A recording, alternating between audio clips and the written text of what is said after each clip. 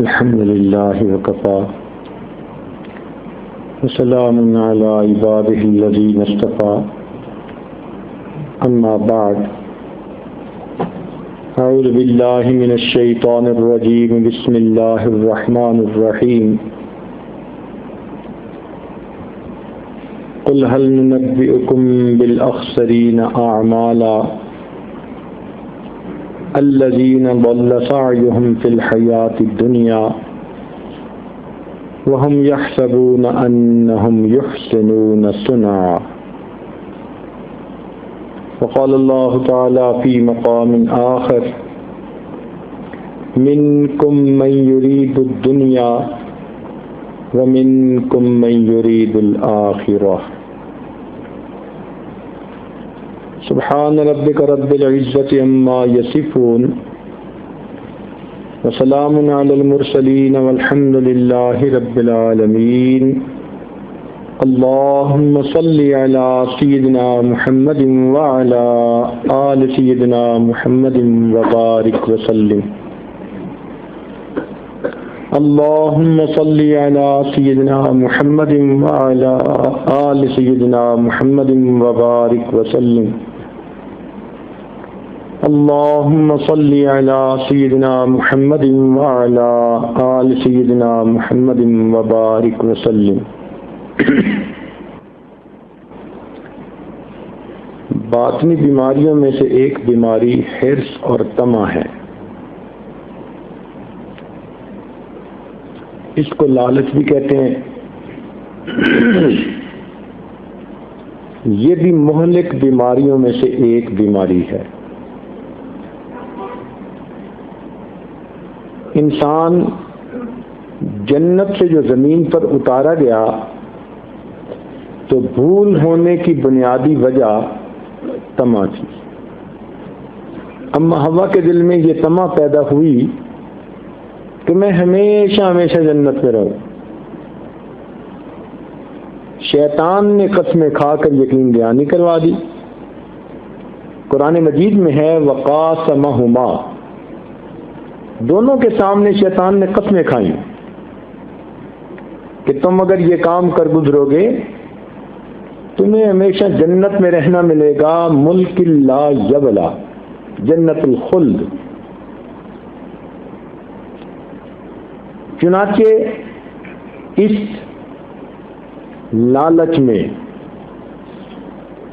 حرص میں، طمع میں کہ ہم ہمیشہ ہمیشہ جنت میں رہیں، یہ بھول ہو گئی کہ پروردگار نے تو ہمیں منع فرما دیا تھا اس درخت کے قریب جانے سے بھی. دل میں یہ بات آئی کہ جس درخت کے پاس ہم تھے اس درخت کے پھل کھانے سے منع کیا، جنرلی نہیں منع کیا گیا، تو ہم اس درخت کا پھل تو نہیں کھا رہے. یہ نہیں تھا کہ ان کے دل میں اللہ تعالیٰ کے حکم کی نافرمانی ہو،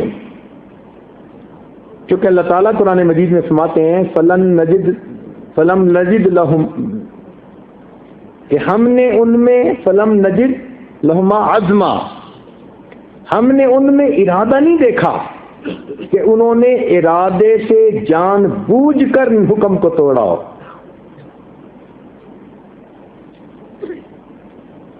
تو جان بوجھ کے نافرمانی نہیں کی، غلط فہمی ہو گئی، بھول ہو گئی، صاحب ہو گیا، خطا ہو گئی.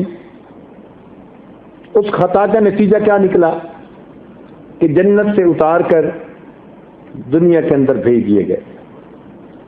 تو گویا جنت سے زمین پہ اترنے کا سبب طمع بنی. اس لیے اولاد آدم جب طمع میں گرفتار ہوتی ہے تو گناہوں کے دروازے کھل جاتے ہیں. اگر طمع نہ ہوتی تو کوئی پرندہ جال میں نہ پھنستا، اگر طمع نہ ہوتی تو کوئی مچھلی شکاری کے ہاتھ نہ لگتی، طمع نہ ہوتی تو شیر کبھی پنجرے میں بند نہ ہوتا. तमा न होती तो इंसान कभी जिस्म फरोश्ती वाला गुनाह न करता। ये सारे गुनाह इसी हिर्स और तमा की शाखें हैं।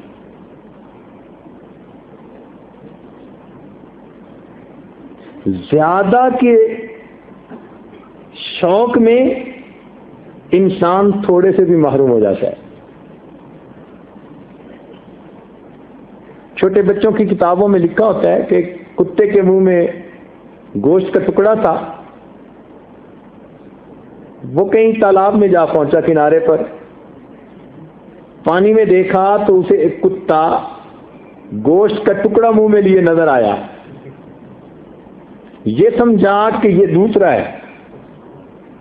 अब दिल में ख्याल आया एक तो है ही सही टुकड़ा, दूसरा भी ले लो।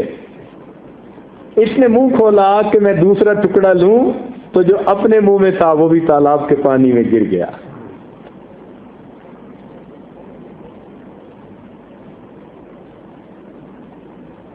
इसलिए कहते हैं कि one in hand is better than to in the Bush.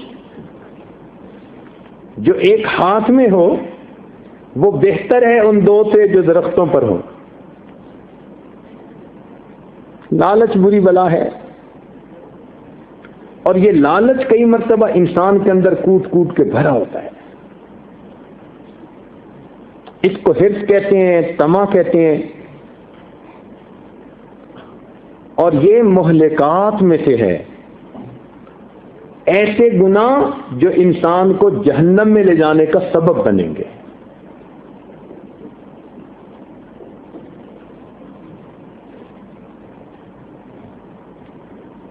एक आदमी ने साउथ अफ्रीका में वाकया सुनाया। एक नौजवान अपनी बीवी को लेके ऐसी जगह चला गया जहां जुआ खेलते हैं।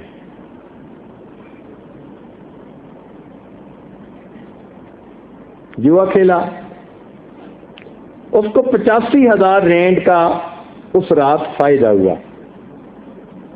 बीवी ने कहा छोड़ो चलो घर। चुनाचे गाड़ी में बैठा। बच्चे ने कहा कि अब्बू मुझे पानी चाहिए। कहते तुम्हारे लिए अभी बोतल निकाल के लाता हूं। वो बोतल निकालने जो गया तो दिल में ख्याल आया कि एक बाजी और लगा दूं।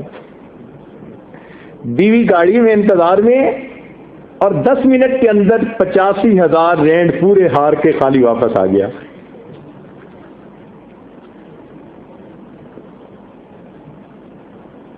गया था बोतल लेने, सब लुटा के आ गया।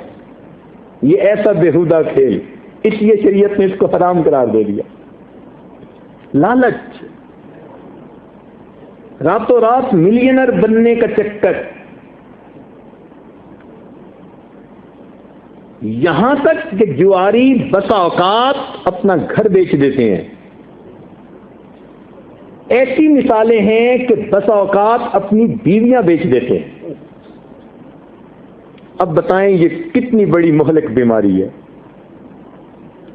अल्लाह ताला ने एहसान फरमाया कि ऐसी बीमारियों की शिद्दत से पहले ही खबरदार करके उनको हराम करार दे दिया। तजर्बे करने की जरूरत ही नहीं। तो हिर्स, तमा और लालच से बचने की दुआएं मांगनी चाहिए। ये हिर्स कश्ती के सुराख की मानिद है। कश्ती के पेंदे में सुराख हो, छोटा या बड़ा, बंद न करें तो कश्ती के डूबने का सबब बनता है। तमा थोड़ी हो या ज्यादा, इसका इलाज न करें तो इंसान की कश्ती डूबने का सबब बनती है। और तमा का ताल्लुक आरज़ुओं के साथ है। ये दुनिया ऐसी है, आरज़ुओं को जवान करती है, इंसान के जिस्म को बूढ़ा करती है। दुनिया इंसान की आरज़ुओं को जवान करती है और उसके जिस्म को बूढ़ा करती है। बंदे को कब्र के करीब करती है और परवरदिगार से बंदे को दूर करती है।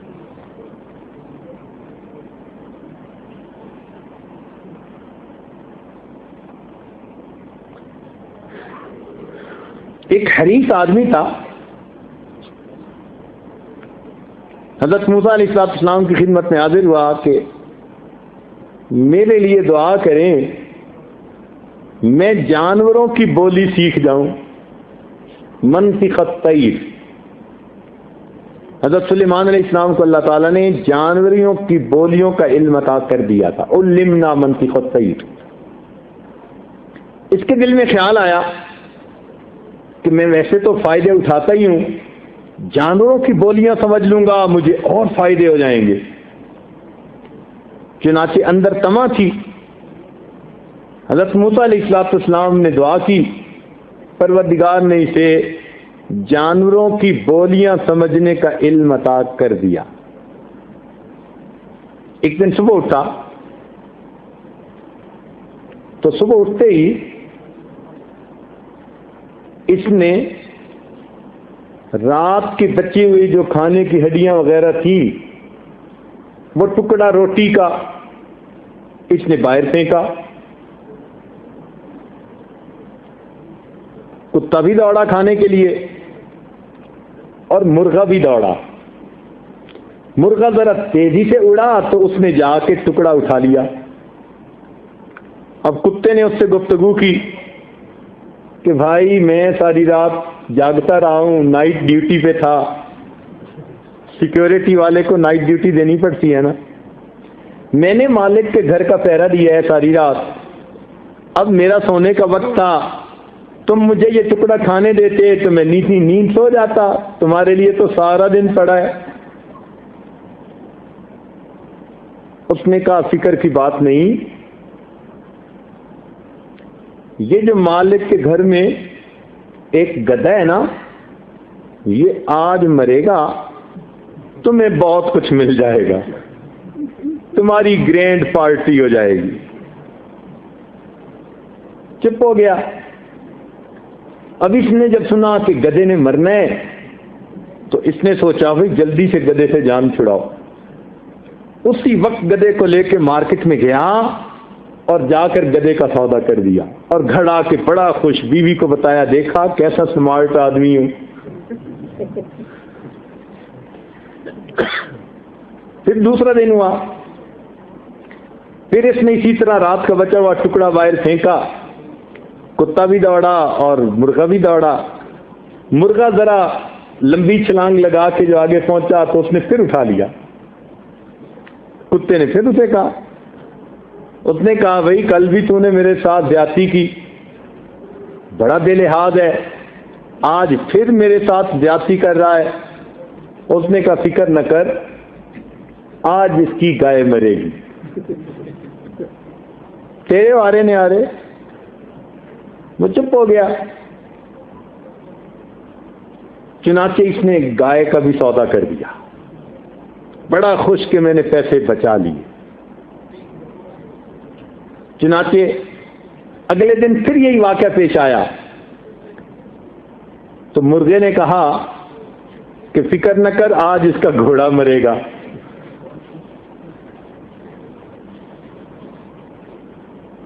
اس نے کہا دیکھ 2 دفعہ جھوٹ بول چکے ہو، آج تمہارا جھوٹ ثابت ہو گیا تو پھر دیکھنا۔ چنانچہ اس نے گھوڑے کا پھر سودا کر دیا، کتا پھر بھوکا۔ اب جب اگلا دن ہوا نا، کتے کو بڑا غصہ تھا، جب اس نے ٹکڑا پھینکا تو مرغے نے پھر اٹھا لیا۔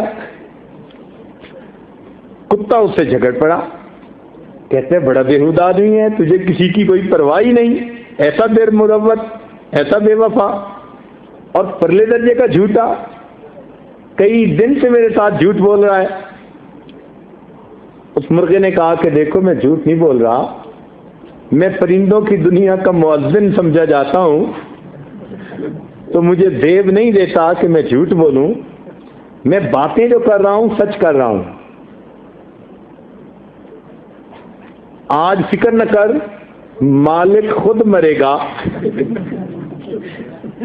اور لوگ اکٹھے ہوں گے، ان کی دعوت ہوگی اور کھانے ہوں گے اور ہڈیاں ہوں گی اور تیرا کام بنے گا۔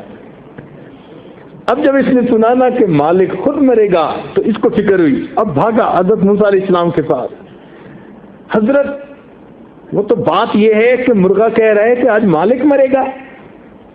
حضرت موسیٰ علیہ السلام نے سمجھایا تیرے مقدر میں لکھا ہوا تھا کہ تیرے گھر میں کسی نفس کو موت آنی ہے، اتنا مقدر میں لکھا تھا. اللہ تعالیٰ نے سب سے پہلے گدھے کو موت دے دی. تو سمارٹ بنا، گدھے سے جان چھڑائی، اللہ تعالیٰ نے اس کی بجائے گائے کو دے دی. اس کا بھی سودا کر لیا، اللہ نے گھوڑے پہ ڈال دی. تو نے گھوڑے کا سودا کر لیا، اب تیرے اوپر پڑ چکی، دیکھ ملک الموت آ رہا ہے. کہتے ہیں کہ ملک الموت پہنچ چکا تھا، اس نے بندے کی گدی دبائی اور اس کی روح نکال کے چلا گیا. مولانا روم رحمۃ اللہ علیہ یہ حکایت ایک جگہ بیان کر کے فرماتے ہیں کہ انسان کو چاہیے کہ اللہ تعالیٰ کے کاموں میں دخل اندازی نہ دے. قدرت جو کرتی ہے اسی میں خیر ہوتی ہے. قضا پہ راضی رہے. اگر یہ قضا پہ راضی ہو جاتا تو گدھے کی موت سے مصیبت ٹل جاتی. فعل الحکیم لا یخلو عن الحکمہ، دانا کا کوئی بھی کام دانائی سے خالی نہیں ہوتا. تو پروردگار نے ہمارے لیے جو مقدر میں لکھا وہ ہمارے لیے بہتر ہے. بندے کو چاہیے کہ صبر شکر سے اس کو قبول کر لے. اس لیے جو بندہ قضا کے اوپر راضی ہو جاتا ہے، پروردگار عالم اس بندے سے راضی ہو جاتے ہیں. لیکن حرص چاہتا ہے کہ نہیں، نقصان سے بچوں، فائدے زیادہ سے زیادہ حاصل کروں، اور پھر اس کا انجام یہی ہوتا ہے. اس حرص کا تعلق کھانے پینے کے ساتھ ہے. حرص جب ہوتی ہے نا طبیعت میں، تو انسان پھر کھانے کا چٹورا بن جاتا ہے، خوب کھاتا ہے. بسیار خوری یہ بھی بہت بڑی غلطی ہے، کیونکہ زیادہ کھانے کے بہت زیادہ نقصانات ہیں. نوجوان اس بات کو یاد رکھیں کہ 40 سال تک انسان کھانے کو کھاتا ہے اور 40 سال کے بعد کھانا انسان کو کھاتا ہے.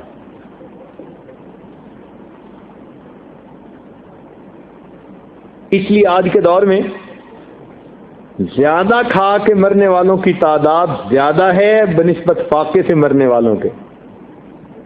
جس سے دیکھو زیادہ کھانے کی بیماریوں میں مبتلا، blood pressure, sugar, heart problem, سب زیادہ کھانے کی بیماریاں.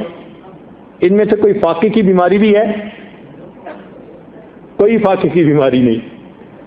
تو زیادہ کھا کے مرنے والی بیماریاں آج زیادہ ہیں. زیادہ کھانے کے نقصانات میں سے ایک یہ نقصان ہے کہ انسان کے عقل پر پردہ پڑ جاتا ہے. آپ نے دیکھا ہوگا انسان جب خوب پیٹ بھر کے کھاتے ہیں نا تو نیند آتی ہے. جو ڈٹ کے کھاتا ہے وہ جم کے سوتا ہے.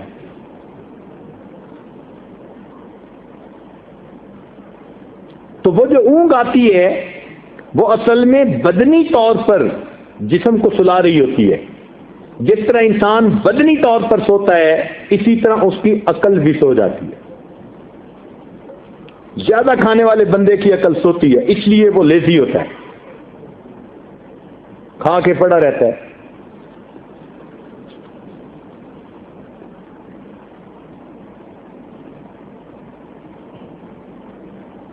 ہم نے ابھی ایک دوست سے پوچھا کہ بھئی آپ نے جو یہ کڑا سا پہنا ہوا ہے اس کی خیر تو ہے؟ کہنے لگا جی ڈاکٹروں نے کہا ہے کہ اس سے لیزینس دور ہو جاتی ہے. ہم نے مان لیا، ٹھیک ہے بھائی ڈاکٹر کہتے ہوں گے، لیکن ہم نے کتابوں میں پڑھا کہ جانوروں میں سے شیر سب سے زیادہ لیزی، یہ 24 گھنٹوں میں سے 20 گھنٹے سوتا رہتا ہے. تو رستے میں ہم نے ایک جگہ شیر دیکھا تو ہمارے ایک دوسرے ساتھی کہنے لگے کہ اس کو اتنا بڑا کڑا پہنانا چاہیے.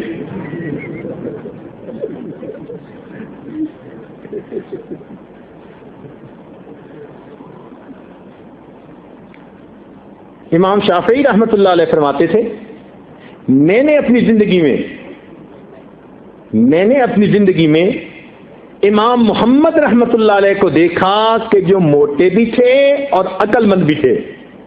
فرماتے تھے میں نے اپنی زندگی میں کسی موٹے کو عقل مند نہیں دیکھا.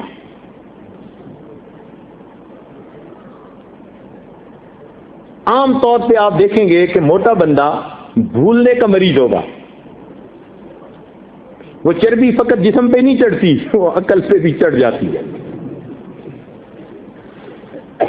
اس لیے انالیسس کیا گیا آئی کیو کے بارے میں. انسان کا آئی کیو ہوتا ہے نا، سب سے زیادہ آئی کیو ان لوگوں کا ہوتا ہے کہ جن کے ویٹ تھوڑے ہوتے ہیں، وزن تھوڑے ہوتے ہیں جن کے، ان کے دماغ میں سوچنے کی صلاحیت سب سے زیادہ ہوتی ہے. ہم نے ایک جگہ آئنسٹائن کی لاش دیکھی، انہوں نے مومیفائی کر کے رکھی ہوئی ہے. کوئی 18 سال کا لڑکا جیسے نہیں ہوتا بھائی، اس جیسا جسم اس کا. کیا دماغ پایا اس نے، تھیوری آف ریلیٹیوٹی کا آئیڈیا دیا. سائنس کی دنیا میں آج مادہ پرست لوگ ایسے اس کی عزت کرتے ہیں جیسے دین کی دنیا میں ہم لوگ پیغمبروں کی عزت کرتے. مختصر جسم، بندہ ایک ہاتھ سے اٹھا لے اس کو. اسی لیے جو عقل مند، یعنی ایک ہوتے ہیں بات کو جلدی سمجھ جانا، یہ صفت ان لوگوں میں ہوتی ہے کہ جن کے عام طور پر ویٹ ذرا تھوڑے ہوتے ہیں. اسی لیے محدثین کے حالات زندگی پڑھیں، سارے کے سارے کم کھانے والے، کم کھانے والے. امام بخاری رحمۃ اللہ علیہ کے بارے میں کتابوں میں لکھا ہے صرف 7 بادام کے دانوں پر 24 گھنٹے گزار لیا کرتے تھے. 7 بادام کے دانوں کے اوپر 15 سال سے زیادہ انہیں سالن کھانے کا موقع نہ ملا. 15 سال سے زیادہ. ایک مرتبہ بیمار ہو گئے تو حکیم سے انہوں نے اپنا چیک اپ کروایا. حکیم نے کہا کہ لگتا ہے اس بندے کے ٹیسٹ سے کہ اس نے تو کبھی مرچ کھائی ہی نہیں زندگی میں. تو جب پوچھا تو امام بخاری رحمۃ اللہ نے فرمایا کہ 15 سال سے میں نے سالن کبھی نہیں کھایا. پوچھا حضرت کیا کھاتے ہیں؟ فرمان لگے بس 7 بادام کھا کے گزارا کر لیتا ہوں اور باقی وقت کھانے میں لگانے کی بجائے نبی علیہ السلام کی احادیث کو یاد کرنے میں لگا دیتا. صحابہ کرام کے بارے میں آتے ہیں، جہاد پر جا رہے تھے اور ان کو پورے دن میں 1 کھجور کھانے کو ملتی تھی.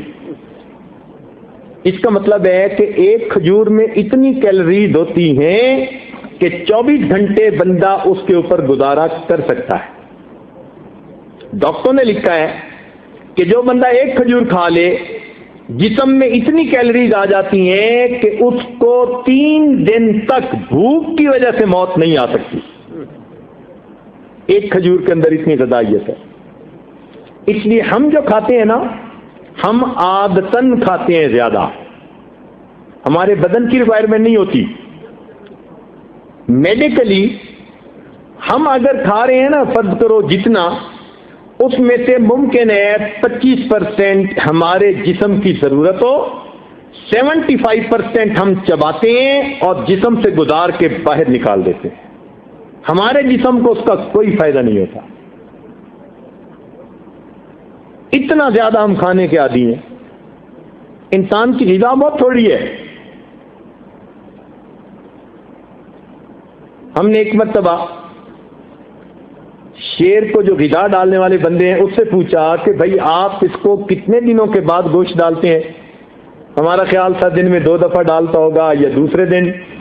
وہ کہنے لگا جی کہ اس کو 7 دن کے بعد ہم گوشت ڈالتے ہیں. 7 دن کچھ نہیں ڈالتے، اس کی غذا اتنی ہے، 7 دن کے بعد کھاتا ہے. اللہ اکبر. وہ 7 دن میں 1 مرتبہ کھاتا ہے، شیر کہلاتا ہے. ہم دن میں 3 مرتبہ کھاتے ہیں. نتیجہ کیا ہوگا؟ اوور ایٹنگ کے مریض، معدے پہ اثر زیادہ، گیس کا پرابلم زیادہ، جسم میں چربی بڑھنے کا زیادہ، چنانچہ درمیان میں سے میری طرح موٹے ہو جاتے ہیں. جسم پہ ڈھنگا. یا تو کھائیں تو ورزش کریں کہ وہ کیلریز جل جائیں، اگر ورزش کرنے کا کام نہیں تو کھانے میں احتیاط کرنی چاہیے۔ نبی علیہ السلام کی حدیث ہے، جسم کو وہ دو جس کی جسم کو ضرورت ہے۔ معدہ تمام بیماریوں کی جڑ ہے۔ کہتے ہیں کہ ایک عیسائی ایک مرتبہ، عیسائی طبیب تھا، مسلمان حاکم کے پاس پہنچا اور کہنے لگا کہ بتاؤ تمہاری کتاب میں کوئی جسمانی صحت سے متعلقہ بھی باتیں لکھی ہوئی ہیں یا نہیں؟ ان کا لکھی ہوئی ہیں۔ کون سی؟ کہ اللہ تعالیٰ نے ارشاد فرمایا کلو وشربو ولا تسرفو، کھاؤ پیو مگر اسراف نہ کرو، زیادتی نہ کرو کھانے پینے میں، اعتدال کے ساتھ کھاؤ۔ اس نے کہا یہ تو ایسا اصول ہے کہ اگر انسان اس کے اوپر عمل کرے تو زندگی میں کبھی بیماری نہیں ہو سکتا۔ پھر اس نے کہا کہ کیا تمہارے پیغمبر اسلام نے بھی کوئی کلام کیا ہے؟ ان کا ہاں انہوں نے بھی کلام کیا۔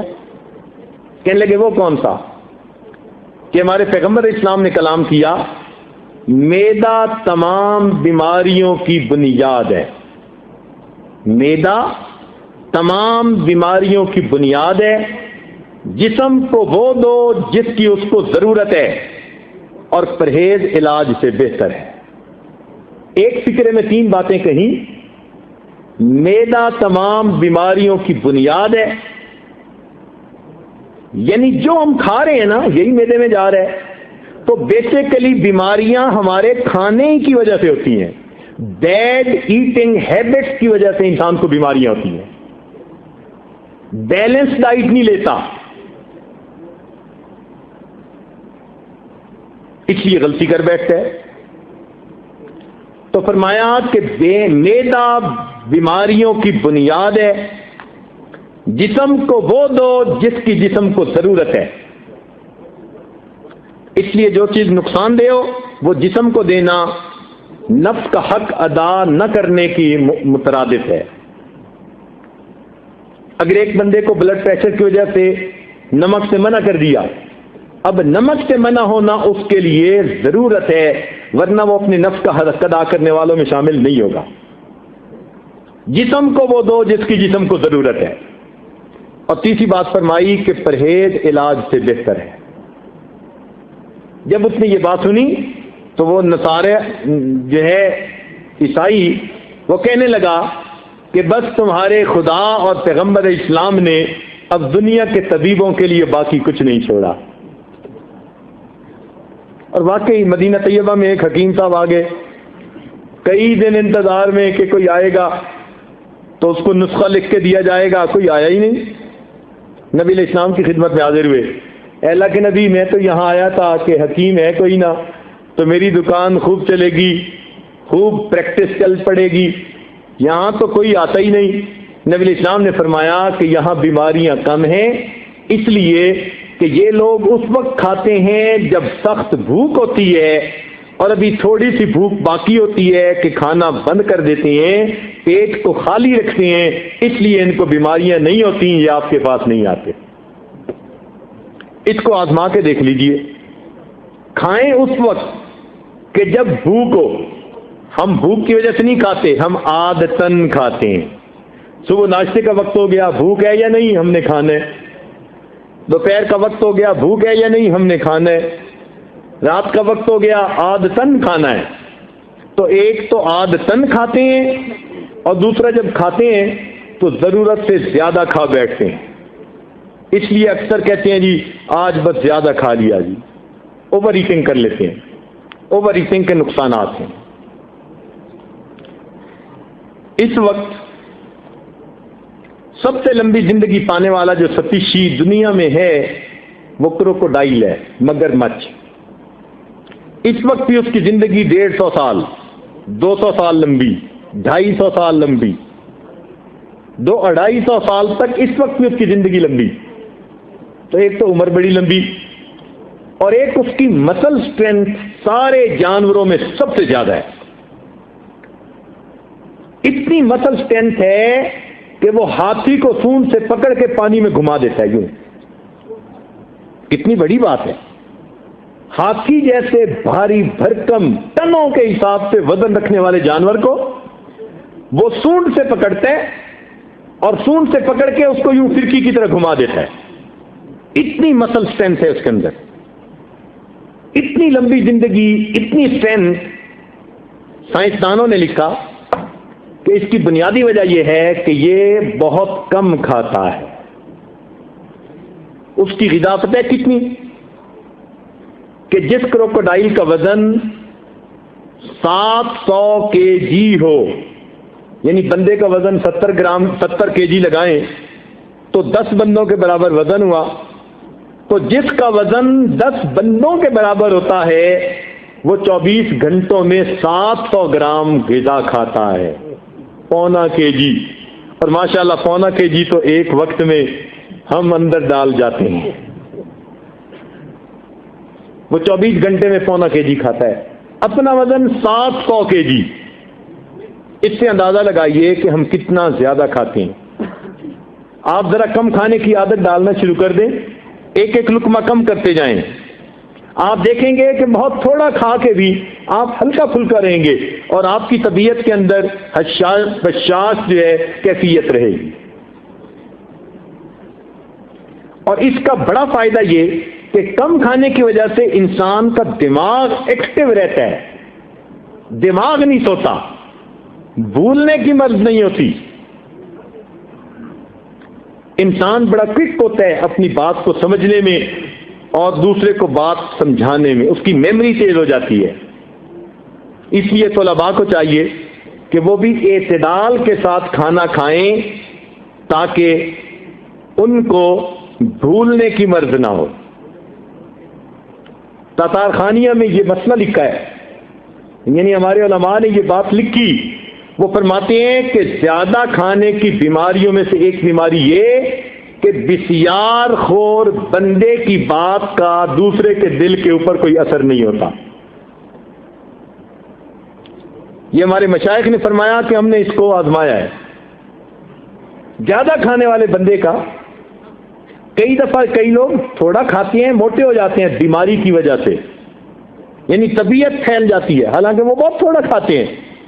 تو ضروری نہیں کہ جس کو موٹا دیکھیں سمجھ لیں کہ یہ کند ذہن ہوگا. اس کا تعلق کھانے کے ساتھ ہے.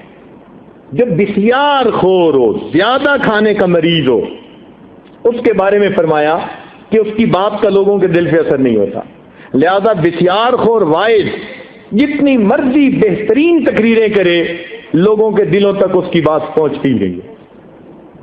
یہ عجیب بات لکھی ہے ہمارے مشائخ نے. تو اس لیے کھانا پینا اعتدال کے ساتھ مومن کا ہونا چاہیے. ہر وقت کھانے پینے کے فکر میں نہ لگا رہے اور دسترخوان کے اوپر بیٹھ کر بے قابو بھی نہ ہو جایا کرے. مگر طبیعت کے اندر اگر حرص ہو تو پھر بندہ بس میں نہیں رہتا, پھر خوب کھاتا ہے. حضرت قاری محمد طیب رحمۃ اللہ علیہ نے لطائف علمیہ میں بڑے واقعات لکھے ہیں. اس وقت بتانے کی فرصت نہیں, نہ اتنا وقت ہے. عجیب و غریب واقعات لکھے ہیں. ایک بندے کا تذکرہ فرماتے ہیں, اس کا نام تھا اشعب تامع. بڑی تما تھی اس کے اندر, وہ تما میں مشہور ہو گیا. اشعب تامع بڑا مشہور تھا, لوگ اس کی مثالیں دیا کرتے تھے, اتنی تما اور حرص تھی اس کے اندر.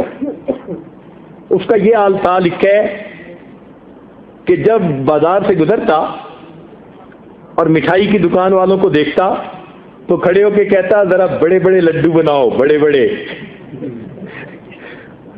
وہ کہتے بھائی بڑے بڑے بنانے کا تمہیں کیا فائدہ؟ کہتا کیا پتا کوئی لے کر مجھے تحفہ ہی دے دے, کیا پتا کوئی لے کر مجھے تحفہ ہی دے دے, تو ذرا بڑے بڑے لڈو بناؤ. اس کی تما کا یہ حال تھا, بہت طامع. یہاں تک کہ چھوٹے چھوٹے بچے کئی مرتبہ اسے تنگ کرتے نا اور اسے کہتے کہ ہمیں کچھ دو, تو وہ جان چھڑانے کے لیے کہہ دیتا وہ تمہیں نہیں پتا سالم بن عبداللہ پیسے خیرات کر رہے ہیں، بانٹ رہے ہیں. وہ کہتے ہمیں تو نہیں پتا. کہتے جاؤ ان سے لے لو. جھوٹ بولتا تھا. تو وہ بچے بھاگتے کہ ہم سالم بن عبداللہ سے جا کے پیسے لیں. تو جب وہ بھاگتے تو پیچھے یہ بھی بھاگتا رہتا. جب آگے پہنچتے تو وہ تو تقسیم کر نہیں رہے ہوتے تھے. تو بچے کہتے کہ آپ نے جھوٹ بولا، یہاں تو کوئی نہیں تقسیم کر رہا. کہنے لگے اچھا کوئی نہیں کر رہا. ان کا ہم تو چلو آئے، تم بھاگ کے کیوں آئے؟ کہنے لگے خیال آ گیا شاید تقسیم کر رہے ہو، میں بھی لے لوں گا. تو اشعب طامع اپنی طمع میں مشہور تھا. کئی مرتبہ انسان ایسا طامع بن جاتا ہے، طمع ہوتی ہے طبیعت کے اندر.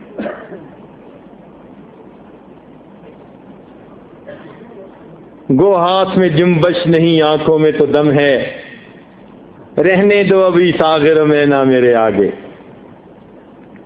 تو زیادہ کھانا انسان کے لیے نقصان دہ ہے، اور زیادہ کھانے کی حد کوئی نہیں. اس کا تعلق انسان کی عادت کے ساتھ ہے. جتنا زیادہ کھاتا چلا جائے گا نا، حرص کی وجہ سے عادت بڑھتی چلی جائے گی.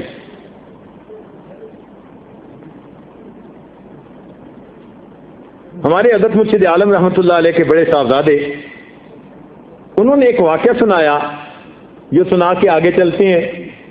بسیار خوری پر عجیب واقعہ. یہ ان دنوں کی بات تھی کہ جب ملک میں ختم نبوت کی تحریک چل رہی تھی. حضرت مفتی محمود رحمۃ اللہ علیہ وہ قائد تھے، اور اللہ نے مہربانی کی تھی کہ اس وقت ختم نبوت کے بارے میں ایک قانون پاس ہوا تھا اسمبلی میں. علماء کے کہنے پر لوگوں نے گرفتاریاں شروع کر دی تھیں پیش کرنی. کبھی اس مسجد سے گرفتاری، کبھی اس سے، کبھی اس سے. ہمارے حضرت رحمۃ اللہ علیہ کے بڑے صاحبزادے، وہ بھی نوجوان تھے، ہمت والے تھے، انہوں نے بھی گرفتاری پیش کی. چنانچہ جیلیں بھر گئی تھیں. مگر جیل والے لوگ ان قیدیوں کا احترام کرتے تھے. وہ سمجھتے تھے یہ کوئی اخلاقی مجرم تو ہے نہیں، یہ تو ایک تحریک کے پیچھے گرفتاریاں پیش کر کے آئے ہیں.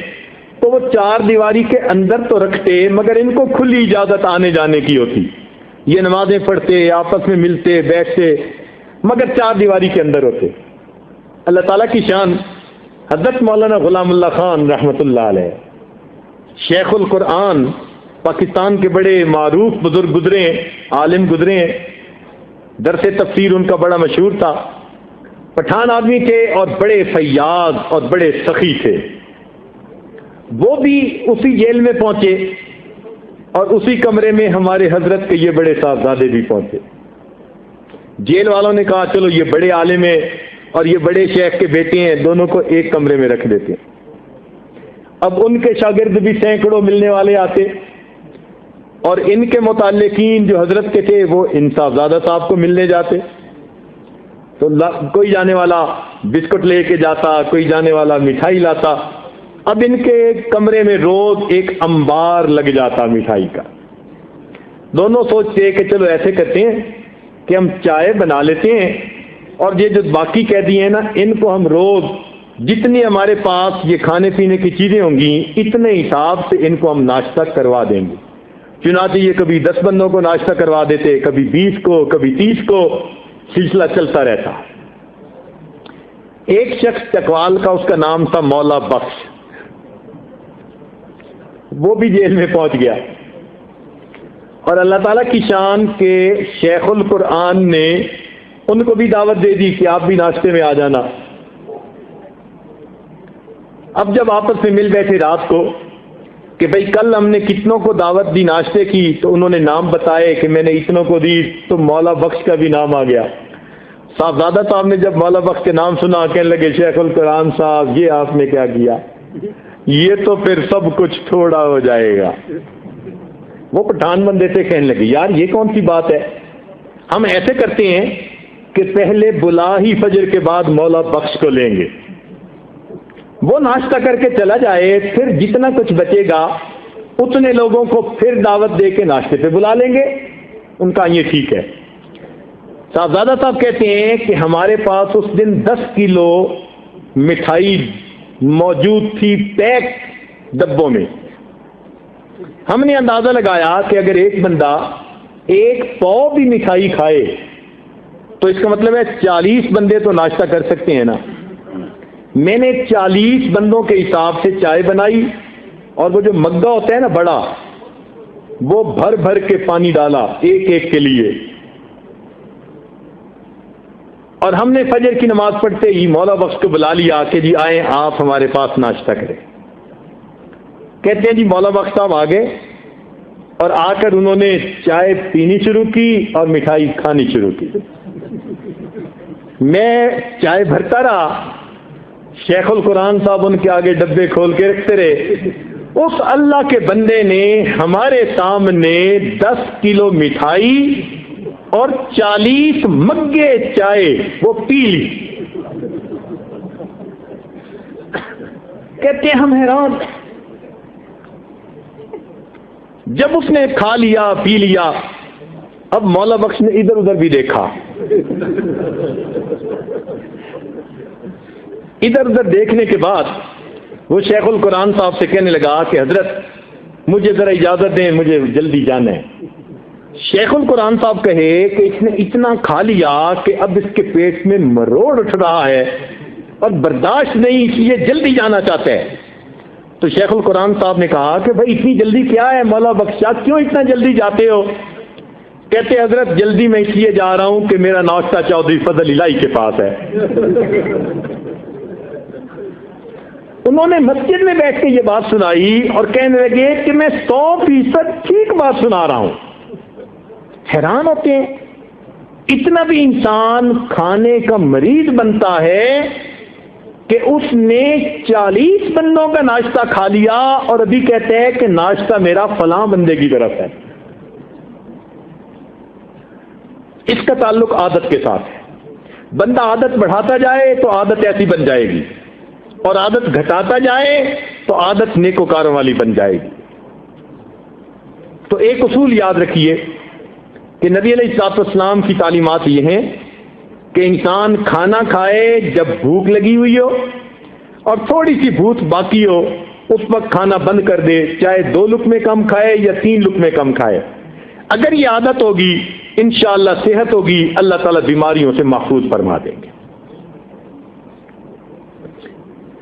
ہمارے مشائخ نے فرمایا کہ جب شکم سیر ہوتا ہے تو سب اعضاء شہوت کے بھوکے ہوتے ہیں.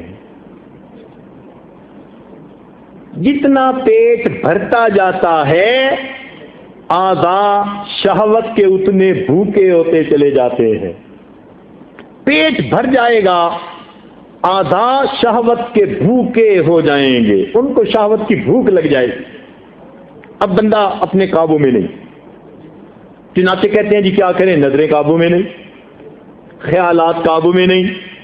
یہ جو نظریں قابو میں نہیں ہوتی, خیالات قابو میں نہیں ہوتے, عام طور پر اس کا تعلق بسیار خوری کے ساتھ ہوتا ہے. ڈٹ کے کھانے کی عادت ہے, شہوت قابو میں نہیں ہوتی.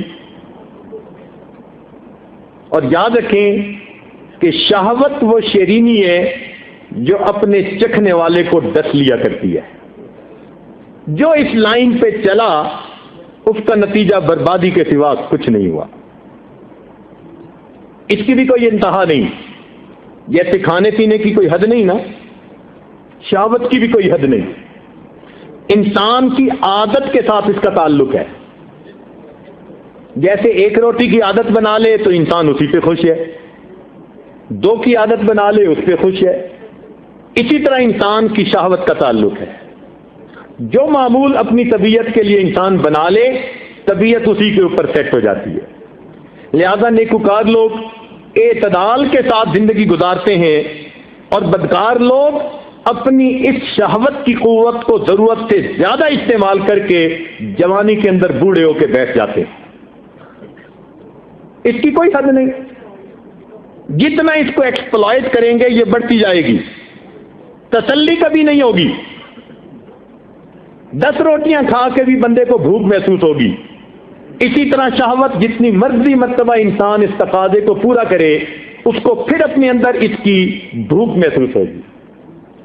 تو اس کا تعلق کنٹرول کے ساتھ ہے۔ عقل مند لوگ اس جذبے کو اعتدال میں رکھتے ہیں۔ ہمارے مشائخ نے فرمایا شہوت کے کیڑے کو ابتدا میں مار ڈالو آسان ہے، شہوت کے کیڑے کو ابتدا میں مار ڈالو، اس کا مارنا آسان ہے، اگر نہیں مارو گے یہ کیڑا اژدہا بن کر ایک دن تمہارے گلے میں کنڈلی ڈالے گا۔ تو اس راستے پر جو چل پڑا اس کا واپس لوٹنا پھر بڑا مشکل ہو جاتا ہے۔ اس لیے دین اسلام نے شروع سے پابندیاں ہی لگا دی، مثلا غیر محرم کی طرف آنکھ اٹھا کے دیکھنا ہی نہیں۔ دیکھا کیسی پیاری تعلیم ہے۔ وہ کہتے ہیں نا جس منزل پہ نہیں جانا اس کا راستہ ہی کیا پوچھنا۔ جب گناہ ہی نہیں کرنا، زنا کے قریب ہی نہیں جانا، تو آنکھ اٹھا کے ہی کیا دیکھنا۔ تو شریعت نے پہلے قدم پہ بند کر دیا، آنکھوں کو قابو میں رکھو۔ امام ربانی مجدد ثانی رحمۃ اللہ فرماتے ہیں جس کی آنکھیں قابو میں نہیں اس کا دل قابو میں نہیں، اور جس کا دل قابو میں نہیں اس کی شرمگاہ قابو میں نہیں۔ دل کا فیصلہ آنکھیں کرتی ہیں، اس لیے فرمایا قل للمؤمنین یغضوا من ابصارہم، ایمان والوں سے کہہ دیے اپنی نگاہوں کو نیچا رکھیں۔ تو نگاہوں کو نیچے رکھنا اس کا بنیادی علاج ہے، عادتاً نیچے رکھیں۔ ہمیں تو آج نیچے رکھنے کی عادت ہی نہیں نا۔ حضرت مولانا عبد القادر رائے پوری رحمۃ اللہ علیہ وہ خود فرماتے ہیں کہ میں نے جب قرآن پاک میں پڑھا کہ ایمان والوں سے کہہ دیجئے نگاہیں نیچی رکھیں، تو مجھے نگاہیں نیچی رکھنے کی عادت پڑی۔ میں باہر تو نظر نیچی رکھتا ہی تھا، گھر میں بھی نظر نیچی رکھتا، حتیٰ کہ حقیقی بہن کے چہرے کو بھی نہ دیکھتا۔ کہ شریعت نے یہ نہیں کہا کہ نہ محرم کو نہ دیکھو، شریعت نے کہا ہے نگاہیں نیچی رکھو۔ نگاہیں نیچی رکھتا، فرماتے ہیں نگاہیں نیچی رکھتے رکھتے ایک وہ وقت آ گیا کہ میں اپنی سگی بہن کی شکل بھول گیا۔ اگر اس کو دوسری لڑکیوں کے ساتھ بٹھا دیا جاتا میں شکل سے نہ پہچان پاتا، ہاں جب وہ بولتی میں آواز سے اپنی بہن کی آواز کو پہچانا کرتا تھا۔ تقویٰ کی انتہا دیکھیے کہ محرم عورتوں کی شکلوں کو بھی نہیں دیکھا کرتے تھے، کہ جائے کہ آج کا نوجوان غیر محرم کی شکلوں سے اپنی نگاہوں کو ہٹا نہیں پاتا۔ بھئی یہ ٹھپے تو نئے سے نئے اللہ تعالیٰ نے ایک سے دوسرے کی شکل علیحدہ بنائی، اس کی کوئی انتہا نہیں۔ جتنا دیکھیں گے حرص بڑھتی چلی جائے گی، ہوس بڑھتی چلی جائے گی، لہذا اس کا انجام سوائے گناہ کے اور کچھ نہیں۔ اس لیے اس کا علاج ہے کہ اس کو قابو کیا جائے۔ تو طلباء پوچھتے ہیں کہ حضرت کوئی حل بتائیں۔ پہلا حل اپنی نگاہوں کو نیچے رکھنے کی عادت ڈالیے، اور یہ عادت بنانے سے بن جاتی ہے۔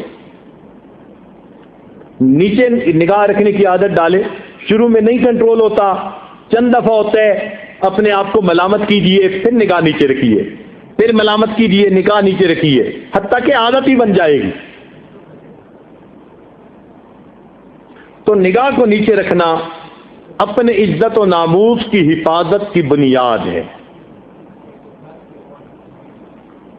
نبی علیہ السلام نے ارشاد فرمایا تم اپنی نگاہوں کو نیچے رکھو اگرچہ کسی مادہ بکری کی شرمگاہی کیوں نہ، یعنی انسانوں کی طرف تو کیا جانوروں کی طرف بھی ایسی جگہ پر نظر اٹھانے سے منع فرما دیا۔ اس لیے پاکیزہ زندگیاں ہوتی تھی۔ امام اعظم رحمۃ اللہ علیہ کے زمانے میں ایک نوجوان آیا، جوان ہو چکا تھا، تو حضرت سے مسئلہ پوچھتے پوچھتے کہنے لگا حضرت عورت کا پوشیدہ اعضاء کی شکل کیسی ہوتی ہے مجھے تو اتنا بھی پتہ نہیں ہے۔ یعنی اتنا پاکیزہ ماحول تھا کہ بچے جوان ہو جاتے تھے اور ان کو اتنا نہیں پتہ ہوتا تھا کہ مرد اور عورت کے جسم میں فرق کیا ہوتا ہے۔ ایسا پاکیزہ ماحول تھا. تبھی وہ محدث بنے، مفسر بنے، فقیہ بنے. اور آج کل تو بچے چھوٹے ہوتے ہیں، چھوٹے بچوں کے سامنے ماں باپ اپنے حرکات میں لگے ہوتے ہیں، دھیان ہی نہیں کرتے کہ چھوٹے بچے اگرچہ بول نہیں سکتے، دیکھ رہے ہیں، ان کے دماغوں کے اندر یہ منظر پرنٹ ہو رہے ہیں. میڈیکلی ثابت ہو رہا ہے، میڈیکلی اب ڈاکٹر نے اس کو پروو کر دیا کہ چھوٹا دودھ پیتا بچہ سویا ہوا تھا، اس کے سامنے میاں بیوی نے ایک دوسرے کے ساتھ ہم بستری کا تعلق کیا، اس بچے کے دماغ کے اندر وہ منظر پرنٹ ہو گیا. حالانکہ وہ بچہ بھی دودھ پیتا چھوٹا تھا، اس بچے کو سمجھ ہی نہیں تھی اس کے دماغ میں. اس لیے شریعت نے منع کیا کہ ایسے معاملات کے لیے پرائیویسی ہونی چاہیے. اور عام ان باتوں کو، شریعت کی باتوں کو خیال نہیں رکھتے، نتیجہ اولاد بے حیا بن جاتی ہے.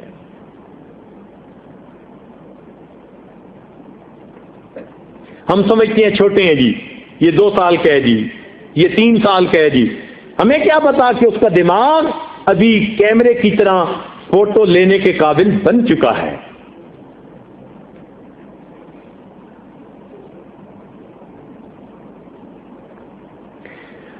دو فتنے ہیں دنیا میں، ایک مال اور ایک جمال. دو فتنے ہیں دنیا میں، ایک مال اور دوسرا، مردوں کو جمال کے فتنے نے تباہ کر دیا، عورتوں کو مال کے فتنے نے تباہ کر دیا. مردوں کے لیے جمال فتنہ، عورتوں کے لیے مال فتنہ. اب موٹی بات آپ نے سمجھ لی تو اگلی ڈیٹیل سمجھنی آپ کے لیے آسان ہو جائے گی کہ مردوں کے لیے جمال فتنہ اور عورتوں کے لیے مال فتنہ. چنانچہ مرد بھوکا، جہاں ذرا دیکھا جمال ادھر دل دے بیٹھا. اس لیے شریعت نے آنکھ کے پردے کو بند کرنے کا حکم دیا. اللہ رب العزت کی نظر میں حسن ظاہر کی کوئی قیمت نہیں. اللہ تعالی کی نظر میں حسن ظاہر کی کوئی قیمت نہیں. قرآن مجید میں حضرت یوسف علیہ السلام جب بکے پہلی مرتبہ تو فرمایا گیا وَشَرَوْهُ بِثَمَنٍ بَخْسٍ دَرَاهِمَ مَعْدُودَةٍ. کتنے میں بکے؟ چند کھوٹے سکوں کے بدلے. حالانکہ لڑکپن کی عمر تھی اور اس عمر میں ویسے ہی بچے کے چہرے پہ معصومیت ہوتی ہے، بچے کا چہرہ زیادہ جاذب نظر ہوتا ہے. اور یوسف علیہ السلام تو مادر ذات حسین تھے، تو اس وقت حسن کی معراج تھی، مگر بکے کتنے میں؟ وَشَرَوْهُ بِثَمَنٍ بَخْسٍ دَرَاهِمَ مَعْدُودَةٍ. قیمت لگی تو چند سکے اور وہ بھی کھوٹے. تو معلوم ہوا کہ اللہ رب العزت کے نزدیک حسن ظاہر کی قیمت چند کھوٹے سکوں کے سوا کچھ نہیں. حسن کے پیچھے بھاگنے والوں تم چند کھوٹے سکوں کی متاع کی خاطر اپنے رب کو ناراض کر رہے ہوتے ہو.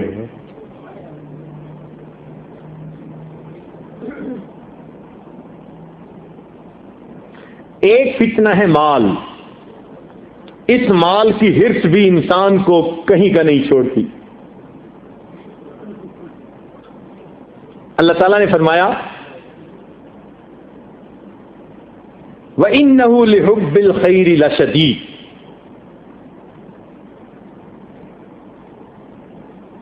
حباً جما، ایسی مال کی محبت ہوتی ہے.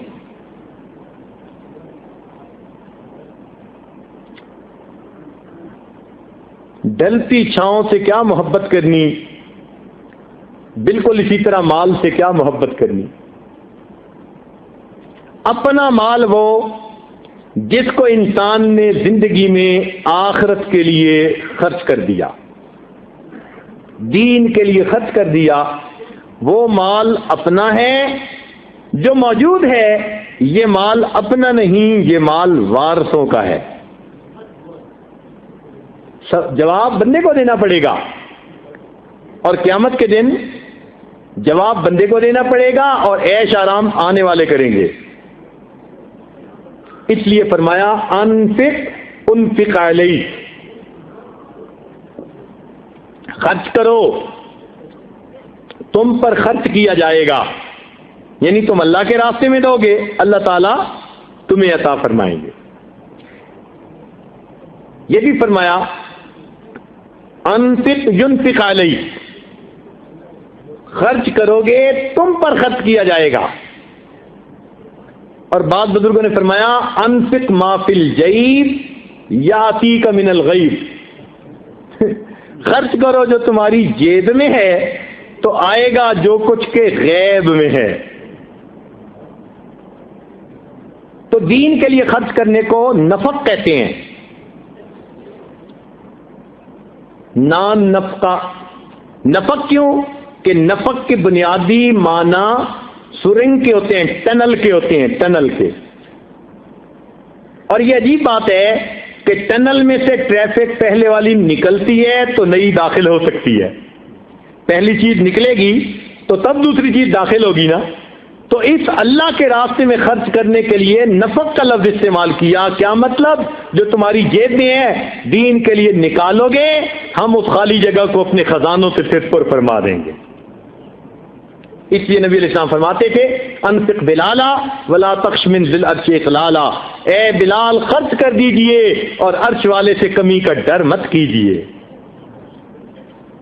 جو انسان اللہ کے راستے میں خرچ کرتا ہے، جتنا خرچ کرتا ہے اللہ تعالیٰ اس سے زیادہ اسے عطا فرما دیتے ہیں۔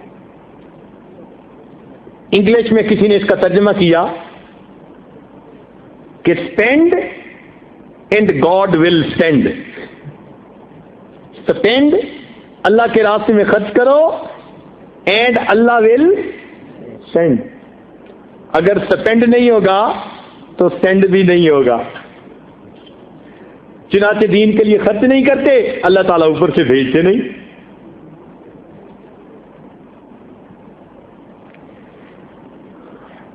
مال بہترین غلام ہے، مال بہترین غلام ہے مگر بدترین آقا ہے۔ اگر ماتحت بنا کے رکھیں تو بہترین ماتحت ہے، اور اگر آقا بنا کے رکھیں تو بدترین آقا ہے۔ قرآن مجید میں مال کی اچھائیاں بھی بیان ہوئی اور مال کی برائیاں بھی بیان ہوئی۔ قرآن مجید میں مال کی اچھائیاں بھی بیان ہوئی اور مال کی برائیاں بھی بیان ہوئی۔ لا تلہکم اموالکم، تمہارے مال تمہیں ہلاک نہ کر دیں۔ تو برائیاں بھی بیان ہوئی، اچھائیاں بھی بیان ہوئی۔ علماء نے کہا کہ اس کا مطلب یہ ہوا اچھے مقصد کے لیے خرچ ہو رہا ہے تو مال اچھا ہے، اور برے مقصد کے لیے خرچ ہو رہا ہے تو مال برا ہے۔ لہذا کچھ خوش نصیب ہوتے ہیں کہ جن کو اللہ تعالیٰ مال بھی دیتا ہے اور وہ اس مال کے ذریعے اللہ کا قرب حاصل کر رہے ہوتے ہیں، جیسے سیدنا عثمان غنی رضی اللہ عنہ خوب خرچ کرتے تھے۔ کبھی مسلمانوں کے لیے پانی کا کنواں خرید کے وقف کر رہے ہیں، کبھی پورا کا پورا قافلہ اونٹوں کا سامان سے بھرا ہوا مدینہ میں قحط پڑ گیا، اور عین اس موقع پہ کسی کا مال آیا نہیں۔ حضرت عثمان غنی لانوں کا قافلہ آیا، سینکڑوں اونٹ جو کھانے پینے کی چیزوں سے لدے ہوئے تھے۔ اب مدینہ کے تاجر آ گئے، کہنے لگے جناب دگنی قیمت پہ خریدنے کو تیار، کسی نے کہا تیسری قیمت پہ، کسی نے کہا 4 گنا قیمت پہ، لوگوں نے کہا کہ 5 گنا نفع پر خریدنے کے لیے تیار ہیں۔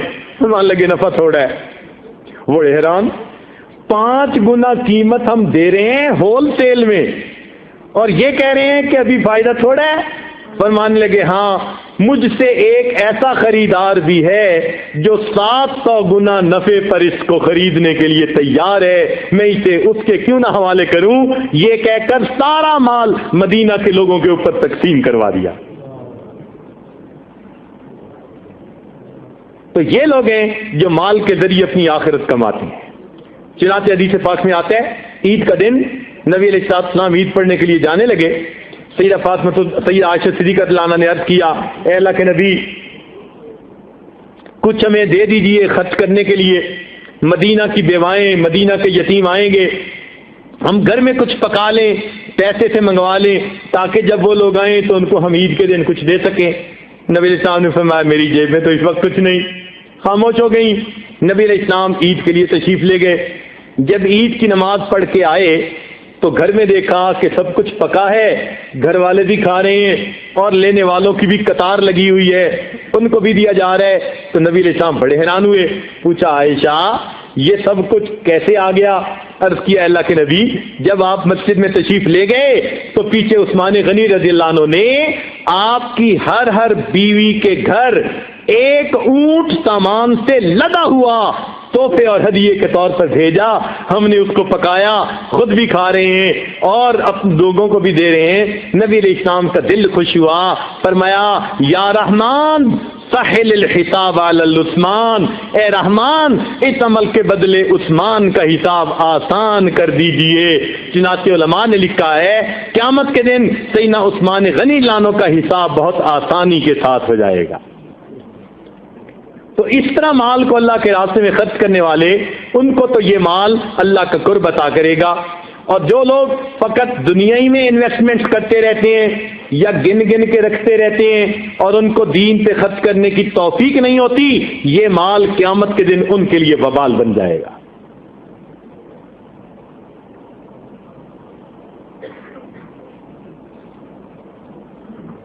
ایک شخص نے کسی کو گالیاں دی، ایک شخص نے کسی کو گالیاں دی. دوسرے نے جواب میں کہا اللہ تجھے صحت والی لمبی زندگی دے اور بے حد و حساب مال عطا کرے. لوگ بڑے حیران ہوئے کہ ایک نے دی گالیاں اور دوسرے نے دی دعائیں. وہ کہنے لگے بھائی یہ کیا کہ اس نے تو تمہیں ایسی گالیاں دی اور تم نے آگے سے ایسی دعائیں دی. کہنے لگا دعا کوئی نہیں دی. ان کا کیا دیا؟ کہنے لگے میں نے اس کو وہ بات کہی کہ اللہ اس کو صحت والی لمبی زندگی دے اور اس کو بے حد و حساب مال دے. جس بندے کو صحت والی لمبی زندگی ملے اور بے حد و حساب مال ملے وہ بندہ گناہوں میں ڈوب جاتا ہے حتیٰ کہ ایمان کا خطرہ ہو جاتا ہے. میں نے ایسی بات کہی اس کے ایمان کو خطرے میں ڈال دیا. ہم آج اسے خطرہ ہی نہیں سمجھتے اور واقعی جب بے حد و حساب مال ہوتا ہے ایمان کا خطرہ ہو جاتا ہے. اس لیے اللہ تعالیٰ مال دے تو انسان اپنے رب سے عافیت بھی مانگے. اے اللہ ایمان بچائے رکھنا، ایمان بچائے رکھنا. دین اس مال کے بڑے فائدے ہیں. مثال کے طور پہ انسان حج کر سکتا ہے، عمرہ کر سکتا ہے، تالیف قلب کے لیے غرباء پہ خرچ کر سکتا ہے، اپنی عزت و آبرو کی حفاظت کر سکتا ہے. انسان مسجد مدرسہ بنوا سکتا ہے، ڈسپینسری بنا سکتا ہے، لوگوں کے لیے وقت کے لیے بہت سارا کچھ جو ہے خرچ کر سکتا ہے. مال کے بہت سارے فائدے بھی ہیں مگر اس کے چند نقصانات بھی ہیں. توجہ فرمائیے. ایک نقصان یہ کہ جب مال زیادہ ہوتا ہے تو گناہ کرنا آسان ہو جاتا ہے. جب مال زیادہ ہوتا ہے نا تو گناہ کرنا آسان ہو جاتا ہے. ہم جی کاروبار کے لیے جا رہے ہیں، اب واپس منہ کالا کر کے لوٹتے ہیں. کیوں؟ پیسہ تھا خرچ کر کے گناہ کر بیٹھے. تو مال کے نقصانات میں ایک نقصان کہ گناہ کرنا آسان ہو جاتا ہے. دوسری بات عیش و آرام کی وجہ سے عبادت میں سستی آ جاتی ہے. چنانچہ عیش و آرام کی زندگی ہوتی ہے نا امیر بندے کی، لہذا عبادت میں سستی کر بیٹھتے ہیں. پھر مال کے حساب و کتاب کی فکر ایسی ہوتی ہے کہ وہ نماز میں بھی چین سے نہیں کھڑا ہونے دیتی. چنانچہ جیسے مولانا حبیب اللہ صاحب فرما رہے تھے کہ 4 رکعتوں میں 4 دکانوں کا حساب، وہ پھر یہی ہوتا ہے کہ سارا دن یہ دکان کے اندر سارا دن یہ دکان کے اندر، اور جب رات آئی تو دکان اس کے اندر. نماز میں بھی کھڑا حساب کر رہا ہے. اور ایک اس کا یہ نقصان ہے کہ قیامت کے دن اپنے سارے مال کا حساب دینا پڑے گا. کمایا کہاں سے، لگایا کہاں پہ، دو باتیں. کمایا کہاں سے، لگایا کہاں پہ. اس لیے نبی اسلام نے فرمایا قیامت کے دن میری امت کے غربا میری امت کے امیروں سے 500 سال پہلے جنت میں بھیج دیے جائیں گے. اب یہی بات کوئی چھوڑی ہے. ہاں کئی لوگ ایسے ہوتے ہیں درویش صفت، اللہ ان کو مال بھی دیتا ہے اور وہ فقیر ہوتے ہیں. مالداری کے اندر رہتے ہوئے فقیر ہوتے ہیں. چنانچہ ایسے بادشاہ گزرے. التمش وقت کا بادشاہ ہے، فقیروں جیسی زندگی ہے. اورنگزیب عالمگیر وقت کا بادشاہ ہے، فقیروں جیسی زندگی ہے. نور الدین زنگی وقت کا بادشاہ ہے اور فقیروں جیسی زندگی ہے. تو کئی ایسے بھی خوش نصیب ہوتے ہیں کہ وقت کے بادشاہ بھی ہوتے ہیں اور اللہ تعالیٰ ان کو فقیروں والی زندگی بھی عطا فرما دیتا ہے. اب اس مال کی محبت سے بچنے کا علاج کیا ہے؟ ہمارے مشائخ نے فرمایا کہ اس کا علاج یہ ہے کہ انسان میانہ روی اختیار کرے، موڈیسٹی. اس کا علاج کیا ہے؟ موڈیسٹی. شو شا پھوں پھاں اس میں لگ کے انسان تباہ ہوتا ہے. جب اللہ نے دیا تو اللہ کی نعمت سمجھے، مگر موڈیسٹی اختیار کرے. موڈیسٹی اس کا سب سے بہترین علاج.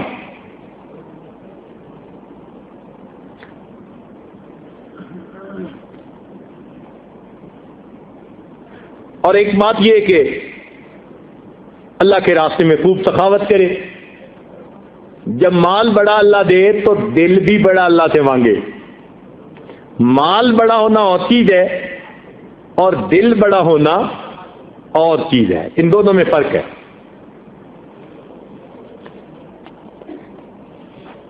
پچھلی دفعہ ایک واقعہ ساجد میں سنایا تھا کہ ہم لوگ نے واشنگٹن میں جن دنوں اپنا مرکز بنایا دار الہدا کے نام سے، الحمدللہ ایک لوگوں کے اندر خوشی کی لہر تھی جو چل رہی تھی. فائنل پیمنٹ کرنی تھی. لوگ خود بخود آ کے پیسہ اکٹھا کر رہے تھے. چونکہ $2.5 ملین کی وہ عمارت تھی جو کالج تھا، اس کو خرید کے مسجد، مدرسہ اور اس میں کنورٹ کیا گیا. اور الحمدللہ کہ واشنگٹن ایریا میں یہ سب سے پہلی مسجد ہے جو مسلمانوں کو اللہ تعالیٰ نے اتنی پرائم جگہ پر عطا فرمائی. کیسی آباد ہوئی؟ الحمدللہ. ایک وہ وقت تھا کہ جب 5 بندے جمعہ کی نماز میں ہوتے تھے تو ہم شکر کا سجدہ کرتے تھے. 5 بندے جمعہ کی نماز میں آ جاتے تو ہم شکر کا سجدہ کرتے کہ الحمدللہ. پھر پاکستانی ایمبیسی والوں نے ویگن بھیجنی شروع کر دی، عملے کو بھیجا. 25 بندے اس میں آ گئے. ہم نے 2 رکعت شکرانے کے پڑھے، الحمدللہ 5 تھے، آج 30 ہو گئے.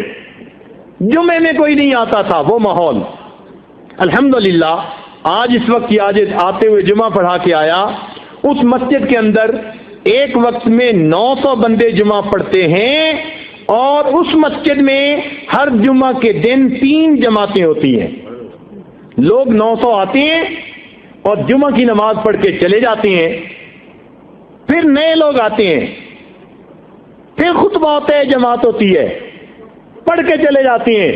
پھر تیسری مرتبہ لوگ آتے ہیں. اللہ نے اس ایریے کے اندر اتنے مسلمان پیدا فرما دیے. الحمدللہ ثم الحمدللہ. بہرحال اس کی پیمنٹ کرنے کا وقت تھا. ایک صاحب آئے، کہنے لگے حضرت بس میرا ذرا پردہ رکھ لینا، میں دے نہیں سکتا. لوگ مجھے بھی آ کے پوچھیں گے، میں ان کو کہہ دوں گا کہ میں نے حضرت سے بات کر لی ہے. یعنی وہ سمجھیں گے کہ اس نے پیمنٹ کروا دی. ہم نے کہا بہت اچھا. خرچ کرنے میں تو طیب نفس کی بات ہے، دل کی خوشی. جو دل کی خوشی سے خرچ کرے تو وہ پیسہ ہے جو برکت والا ہے، ورنہ اس میں برکت ہی نہیں ہوتی. ہم نے کہا بہت اچھا. اب اس نے لوگوں کو یہی کہہ دیا، جی آپ نے کتنی ڈونیشن، آپ نے کتنی ڈونیشن، تو دوستوں میں بیٹھ کے پھر اونچی باتیں کرتے ہیں نا، اور جی میں نے بھی ڈونیشن، بس میں نے حضرت صاحب سے بات کر لی ہے، یعنی ایسی بات کی کہ اس نے کوئی بڑی اماؤنٹ جا کے دلوا دی ہے۔ ہم بھی خاموش ہیں کہ اگر کسی کا پردہ رہے تو بہت اچھا۔ کسی نے پوچھا بھی صحیح کہ جی فلاں نے کتنے پیسے دیے، ہم نے کہا بھائی اس نے بھی آ کے اپنی بات کر دی، لوگ مطمئن ہو گئے۔ اللہ تعالیٰ کی شان کہ جو کہنے لگا کہ میری حالت ہے کہ میں $10 بھی مسجد کے لیے نہیں دے سکتا، میرا پردہ رکھ لینا، ہم نے کہا بہت اچھا، پردہ رکھ لیا۔ ایک ہفتے کے بعد ایک نوجوان آیا، بیت ہوا، اس نے توبہ کی، کہنے لگا بس میں نے آج سچی توبہ کر لی، حضرت میں بڑا برا، ابھی لتا منگیشکر آئی ہوئی تھی اور اس کا جو ہے کنسرٹ تھا اور لوگ اس پہ گئے ہوئے تھے، حضرت میں بھی وہاں گیا اور میں نے بڑا گناہ کیا، میں بڑا نادم ہوں، اور حضرت بڑے لوگ وہاں گئے ہوئے تھے۔ تو اس نے پتہ نہیں کیسے اس بندے کا نام لیا، حضرت سب سے آگے ٹکٹ خریدنے والا فلاں بندہ تھا، اور اس نے اپنے گھر کے 11 بندوں کے لیے $100 پر پرسن کے حساب سے ٹکٹ خریدی تھی۔ حیران رہ گئے کہ جو بندہ آ کے کمٹمنٹ دے رہا ہے کہ میں $10 مسجد کے لیے نہیں خرچ کر سکتا، وہ کسی کا گانا سننے کے لیے گھر کے 11 افراد کے لیے $100 کے حساب سے $1100 کی ٹکٹ وہاں خرید رہا ہے۔ اس دن یہ بات سمجھ میں آئی کہ واقعی مال اللہ تعالیٰ اگر دیتا ہے حلال کا تو پھر اس کو خیر کے راستے میں خرچ کرنے کی توفیق دیتا ہے، جب حلال کا ہوتا نہیں تو خیر پر خرچ کرنے کی توفیق ہی نہیں ہوتی۔ مسجد کے لیے $10 کی توفیق نہیں تھی اس بندے کو، تو واقعی بات ٹھیک ہے۔ امام مالک رحمۃ اللہ فرماتے تھے کہ ہم مال کے خرچ کرنے سے مال کی آمد کا اندازہ لگا لیا کرتے ہیں، یہ دیکھتے ہوئے کہ مال خرچ کہاں ہو رہا ہے ہمیں پتہ چل جاتا ہے کہ مال کی آمد کیسے ہے۔ اگر دین پہ خرچ ہو رہا ہے تو اس کا مطلب ہے آمد نیک ہے، حلال ہے، اور اگر برائیوں پہ خرچ ہو رہا ہے اس کا مطلب ہے کہ مال حرام کا ہے۔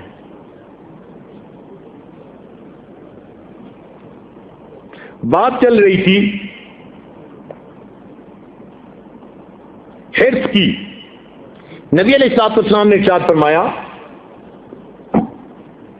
الدنیا جیفۃ وطالبوہا کلاب، کہ دنیا مردار ہے اور اس کا طلبگار، اس کے طلب کرنے والے کتے ہیں، یعنی دنیا کو مردار کہا اور طلب کرنے والوں کو کتے سے تشبیہ دی۔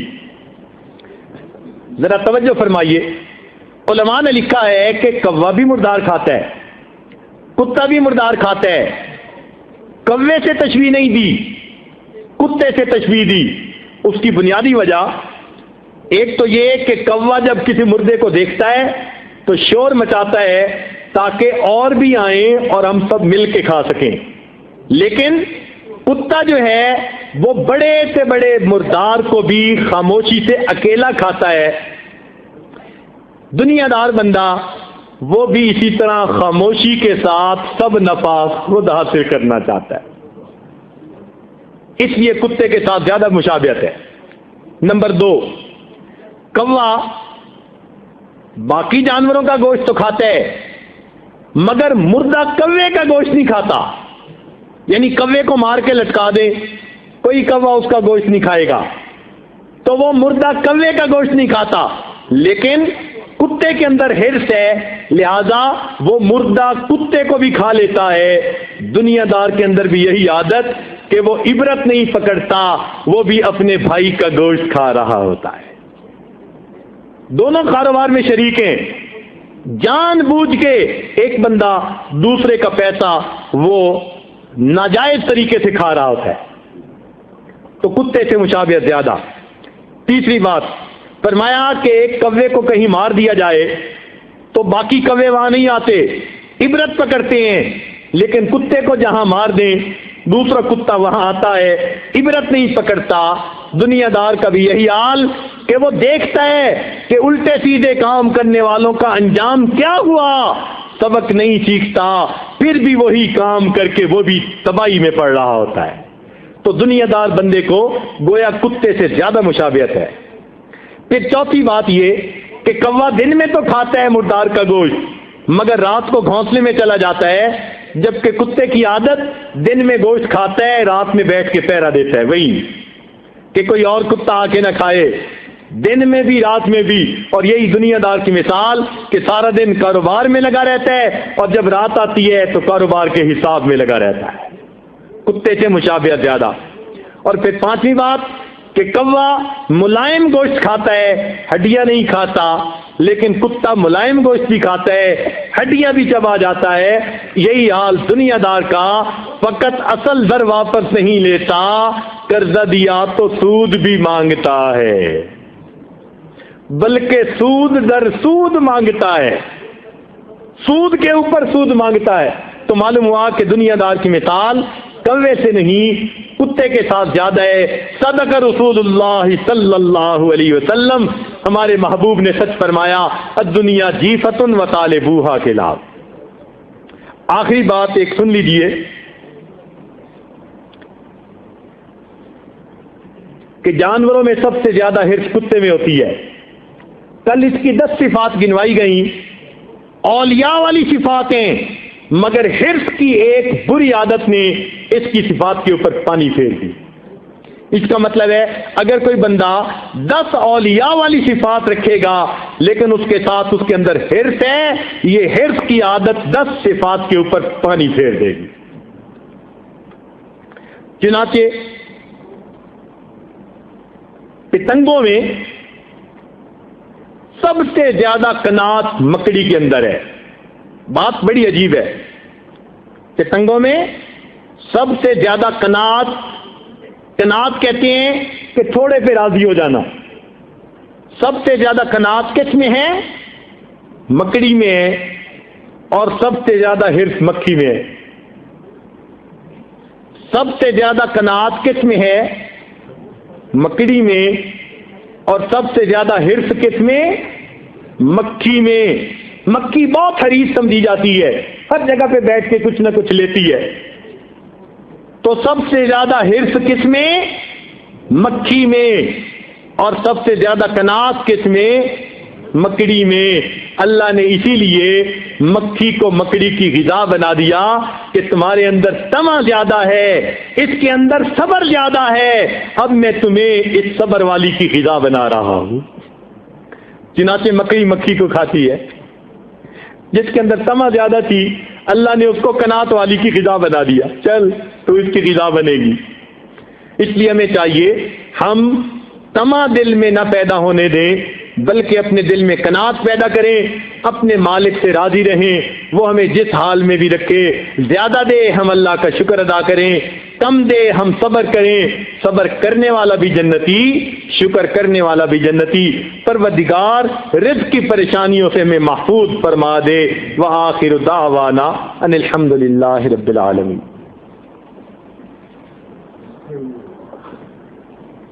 تھوڑی دیر مراقبہ کر لیجئے، پھر دعا کریں گے۔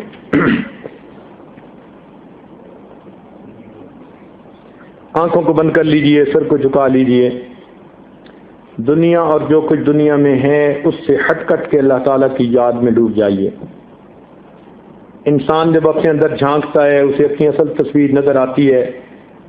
اپنے من کے دریچے کو کھولیے، اپنی اصل تصویر کو دیکھیے۔ لا الہ الا اللہ محمد رسول اللہ۔ دعا کیجیے۔ سبحان ربی العلی الوہاب، اللہم صلی علی سیدنا محمد وعلی آل سیدنا محمد وبارک وسلم۔ ربنا ظلمنا انفسنا وان لم تغفر لنا وترحمنا لنکونن من الخاسرین۔ اے مالک، ہم آپ کے عاجز مسکین بندے ہیں، ہمارے گناہوں کو معاف فرما، ہماری خطاؤں سے درگزر فرما، ہمارے عیبوں کی پردہ پوشی فرما۔ رب کریم ہمیں قیامت کے حساب سے محفوظ فرما۔ رب کریم ہمیں حلال طیب اور پاکیزہ رزق نصیب فرما، حرام سے ہمیں محفوظ فرما۔ رب کریم ہمیں دنیا کے جھمیلوں سے محفوظ فرما۔ رب کریم ہمیں دنیا کی جو ہے محبت سے محفوظ فرما، اپنی محبت والی زندگی نصیب فرما۔ اے اللہ ہمارے دلوں میں سخاوت عطا فرما، ہمیں سخاوت والا خلق نصیب فرما، سخاوت والی صفت نصیب فرما، اے اللہ بخیلی سے محفوظ فرما، کنجوسی سے محفوظ فرما، حرص اور طمع سے محفوظ فرما۔